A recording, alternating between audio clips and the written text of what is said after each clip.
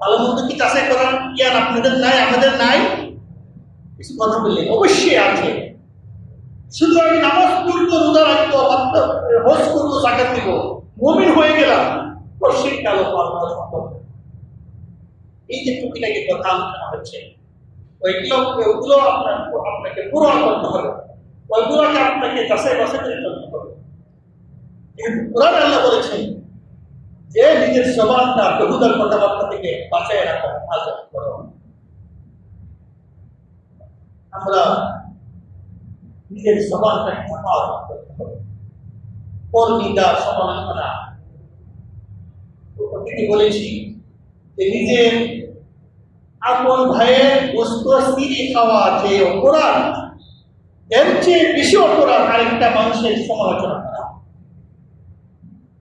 চিন্তা করে দেখে, নিজের ভাইয়ের বস্তু সিঁড়ি খাওয়া যে অপরাধ, এর চেয়ে বেশি অপরাধ কি আরেকজন মানুষের সমালোচনা। মানুষটা কেমন? মানুষটা শুধু আলিম হবে এমন না, সাধারণ একটা হুকি বিস্তৃত মানুষ, একটা হিন্দু মানুষের মানুষ, একটা অন্য ধর্মের মানুষের মানুষ, সে মুসলমান হতে হবে কথা বলে নাই, যে কোনো মানুষ, অন্য ধর্মের একটা মানুষ, সে অপরাধ করে নাই বা করছে, তার অপরাধটা আপনি বলে বলে তার মানহানি করতেছে, এটাই কিন্তু সমালোচনা। সমালোচনা কাকে বলে বুঝতে হবে। একজনে একটা দোষ করছে, সেই দোষটা বাস্তবিক করছে, আর ওই বাস্তবিক দোষটাই আপনি মানুষের কাছে মানে ছড়াচ্ছেন, মানে বর্ণনা করতেছেন, সেটি হচ্ছে সমালোচনা। আর যদি দোষ না করে থাকে তাহলে কিন্তু আরো বেশি কঠিন, মানে অপবাদ। দোষ না করলে একটা দোষ চাপাই দেওয়া মানে অপবাদ, মিথ্যা তাকে দোষ চাপাই দেওয়া হবে। দোষ করার পরে দোষ বর্ণনা করা নিষেধ করবে না, আর দোষ না করলে দোষ চাপাই দেওয়া, অনুমান করে তাকে দোষী সাব্যস্ত করা, সেটা তো আরো বেশি অপরাধ বলার অপেক্ষা রাখে না। আল্লাহ কোরআনে বলেছে,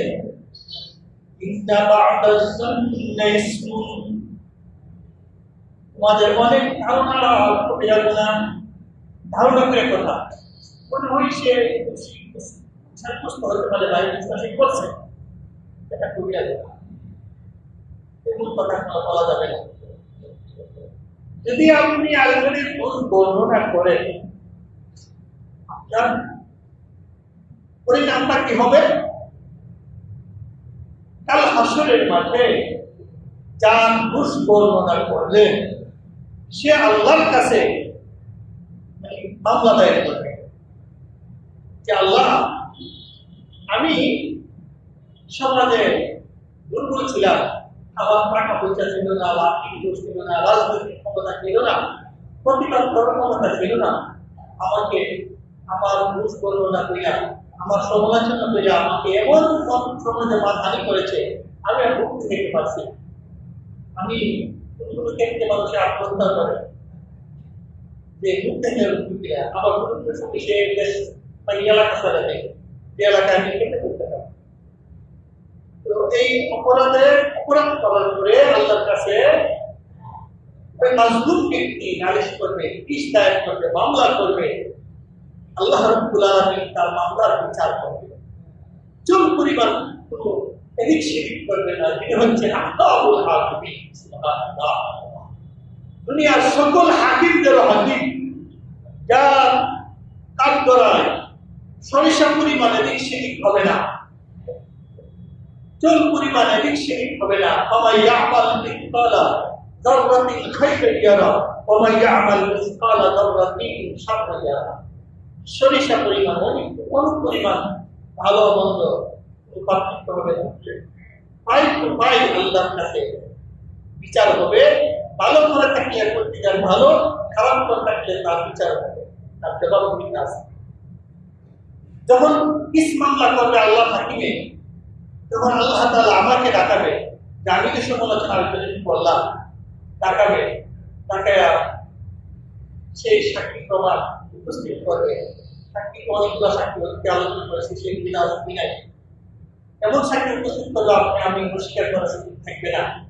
তখন সাব্যস্ত হওয়ার পরে আমি যে তার সম্মান হানি করলাম, মান হানি করলাম তার সমালোচনা করে, তার ইজ্জতের উপর আঘাত হানলাম, ইজ্জত নষ্ট করলাম, তার সমালোচনা করে সেই পরিমাণ যতটুকু ইজ্জত নষ্ট করেছি, মানহানি করেছি, সম পরিমাণ নেকি কাকে দিতে হবে, সম পরিমাণ নেকি। আর সেই পরিমাণটা করে দেবেন আল্লাহ, যে নেকি কতগুলা হইতে পারে, কতগুলা নেকি হতে পারে, এই সম পরিমাণটা করে দেবেন কে? আল্লাহ।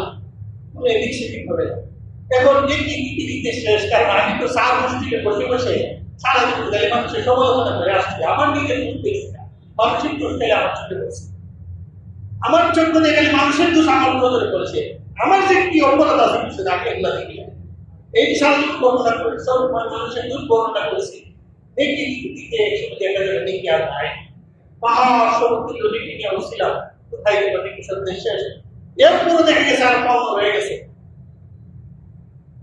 আরো সমালোচনা কম হয়ে গেছে, টাকা পয়সা কম মতো করে। এখন কি করবেন? এখন তার পাওনা হিসেবে তার গুণা নিতে হবে, গুণা অপরাধ। যার সমালোচনা করলাম তার গুণার পূজা আল্লাহ তাআলা পরিমাণ করে দিবে, যে এতটুকু মানহানি করার কারণে, সমালোচনা করার কারণে যেহেতু তুমি লেগে দিতে পারতেছো না, এখন এতগুলা গুণা নিতে হবে। পাহাড় সমুদ্র লেগে নিয়ে উঠবে, কারণ হজ করছে অনেকগুলা, রোজা করছে অনেকগুলা, জাকাত দিচ্ছে অনেকগুলা, টাকা পয়সা দান করছে অনেকগুলা, রোজা রাখছে অনেকগুলা, নামাজ পড়ছে অনেকগুলা, পাহাড় সমুদ্র লেগে নিয়ে উঠবে, দেখবে যে জিরো হয়ে গেছে।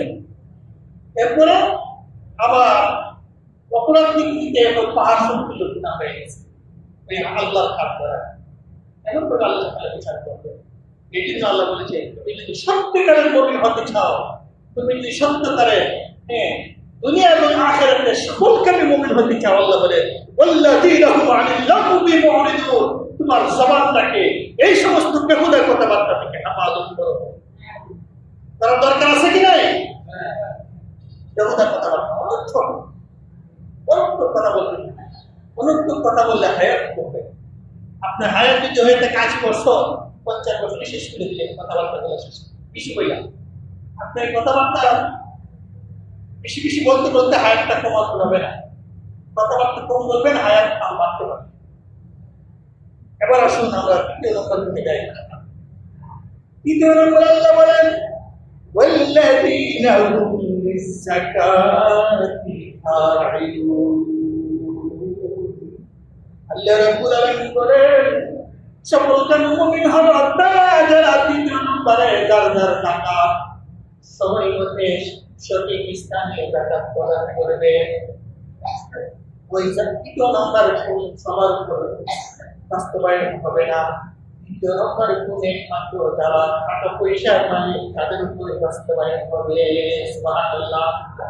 হজের বেলা যেমন মনে করেন হজ, এটাও কিন্তু যাকাতের একটা অংশ। ধন সম্পদের উপর হজ ফরজ হয়, ধন সম্পদের উপর যাকাত ওয়াজিব হয়, ধন সম্পদের উপর কুরবানি ওয়াজিব হয়, ধন সম্পদের উপর সদকা ফিতর ওয়াজিব হয়। ধন সম্পদের ইবাদত মানে ইবাদত মালি, ইবাদতটা দুই ভাগে বিভক্ত হয়েছে। প্রথম নম্বর হলো ইবাদতে বদনি, শরীরের ইবাদত। দ্বিতীয় নম্বর হলো ইবাদতে মালি। ইবাদতে বদনির দিকে খুব একটা অগ্রসর, কিন্তু যখন ইবাদতে মালির কথা বলা হয়, দুনিয়ার এমন মহাব্বতে তার মধ্যে আকৃষ্ট করেছে, মহাব্বত এমন ভাবে তাকে দাস করেছে, ইবাদতে মালির কথা বললে সে আকৃষ্ট হয় না, ছাড়তে পারে না। কথা বলে ঠিক কিনা? হজের কথা বললে 7 লক্ষ টাকা চলে যাবে, তার সম্পদের প্রতি মায়া, এই বছর না আগামীতে না করে বলে কিনা একসঙ্গে চলে যায়। আমার নিজের চোখের সামনে অনেকেই আগামী করতে পারতেছে, হঠাৎ করে মারা গেছে, দাদা বলতে তখন বিধান কি কেমন করো তো ঠিক না, করা যাবে না, খরচ হওয়ার সাধারণত হজ করে নেয়। এবার আপনি বয়স 20 হোক আর 30 হোক আর 25 হোক আর 80 হোক, দেখার বিষয় না। নিয়ম হইল কি, যখন খরচ হয়েছে তখনই আদায় করো, কাজা করা যাবে না। ফজরের নামাজ খরচ হওয়ার সাথে সাথে আদায় করা দরকার। সূর্যোদয়ের পরে করলে কি কাজা, সূর্য ওঠার পরে করলে কি কাজা হয়ে যায়। ঠিক তেমনি হবে হজ খরচ হয়েছে সাথে সাথে হজ করে গেল, যে বয়স হয়েছে না, আর এই হজের কোনো বয়স আছে নাই। আপনি প্রাপ্ত বয়স করে সাবালের ঘর করে যদি দর্শন করতে মালিক হন, মক্কা মদিনার ঘুরে আসার সেই ব্যবস্থা আপনার হয়, টাকা পয়সা হয়, আপনার পরিবার চলন করে, তখন তো হজ করেন।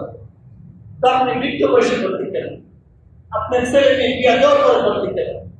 কোরআন হাদিস কি বলছে যে ছেলে বিয়া দেওয়া মেয়ে বিয়া করে এই কথা বলছে? বলে না। তাহলে খরচ হওয়ার সাথে সাথে আপনাকে হজ করতে হবে। শুধু হজ না, যে কোনো বিধান, যে কোনো বিধান খরচ হওয়ার সাথে সাথে আদায় করে নিতে হবে। এখন যে কথা বলতেছিলাম মাসালা শুনে, এখন আপনার বাবা, আমার বাবা, আমার বড় ভাই এমন কেমন অবস্থায় মারাই গেছে, যে করবে ছেলে মেয়ে বিয়ার সাথে শেষ না পেরে কিনে যায়। তো এমন অপেক্ষা করতে করতে হঠাৎ শেষ করে মারা গেছে। এখন তার ওয়ারিসটার উপর ওয়াজিব ওই